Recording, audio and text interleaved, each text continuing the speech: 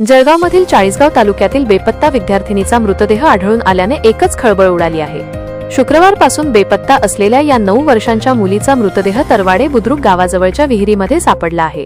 मृतदेह सापडल्यानंतर पोलिसांनी तातडीने घटनास्थळी धाव घेतली असून गावात तणावपूर्ण वातावरण आहे। मुलगी बेपत्ता झाल्यानंतर 4 दिवसांनी तिचा मृतदेह सापडला असल्याने तिच्यासोबत नेमकं काय घडलं याबद्दलचं गूढ वाढलं आहे। 12 डिसेंबर रोजी शाळेतून घरी परतताना ही मुलगी रहस्यमयरित्या बेपत्ता झालेली। शुक्रवार सायंकाळपासून तिचा शोध सुरू होता। अखेर हा शोध अगदीच अनपेक्षितपणे संपला, जेव्हा गावाजवळील विहिरीत तिचा मृतदेह आढळून आला। मुलीचा मृतदेह सापडल्याची माहिती मिळताच जळगाव स्थानिक गुन्हे शाखेचे पथक आणि वरिष्ठ पोलीस अधिकारी घटनास्थळी दाखल झाले असून मृतदेह ताब्यात घेऊन शवविच्छेदनासाठी पाठवण्यात येणार आहे। शेवटची माहिती हाती आली तेव्हा तिचा मृतदेह विहिरीमधून बाहेर काढण्याचं काम सुरू होतं। शवविच्छेदनानंतरच तिचा मृत्यू नेमका कसा झाला याबद्दलची माहिती मिळू शकते। गावात मोठ्या प्रमाणात पोलीस बंदोबस्त तैनात करण्यात आला असून गावात तणावपूर्ण शांतता आहे।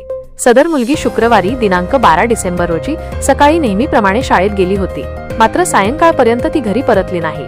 कुटुंबियांनी आणि नातेवाईकांनी तिचा सर्वत्र शोध घेतला, मात्र कोणतीही ठोस माहिती मिळाली नाही आणि या प्रकरणाची माहिती पोलिसांना देण्यात आली। गावातील स्थानिक नागरिक, नातेवाईक आणि पोलिसांच्या संयुक्त पथकाकडून शोध मोहीम राबवली जात होती। आज सकाळी या मुलीचा शोध घेताना तिचा मृतदेह विहिरीत आढळून आला। गावातील जिल्हा परिषदेच्या शाळेत इयत्ता 4थीत शिकणारी ही मुलगी शुक्रवारी सकाळी 10 वाजता शाळेत गेली होती। शाळा सुटल्यानंतर घरी न परतल्याने पालकांनी शोध घेतला, मात्र तिचा मागमूस लागला नाही अशी माहिती समोर आली आहे।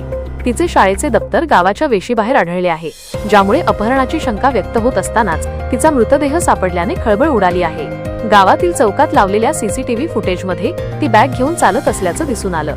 यानंतर ती कोणालाही दिसली नाही, त्यामुळे ती कोणासोबत गेली, तिच्यासोबत नेमकं काय झालं, असे अनेक प्रश्न अद्याप अनुत्तरित असून पोलीस या प्रकरणासंदर्भातील प्रश्नांची उत्तरं शोधत आहेत।